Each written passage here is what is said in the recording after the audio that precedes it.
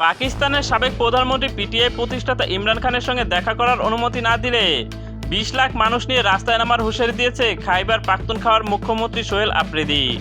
বৃহস্পতিবার আদিয়ালা কারাগারের বাইরে সাংবাদিকদের তিনি জানান, আগামী ২৭ সেপ্টেম্বর ২০ লাখের বেশি মানুষকে সঙ্গে নিয়ে ইসলামাবাদের দিকে পদযাত্রা করা হবে। আফ্রিদির অভিযোগ, ইমরানের সঙ্গে সাক্ষাতের জন্য তার নাম তালিকায় থাকলেও কারা কর্তৃপক্ষ তাকে দেখার অনুমতি দেয়নি।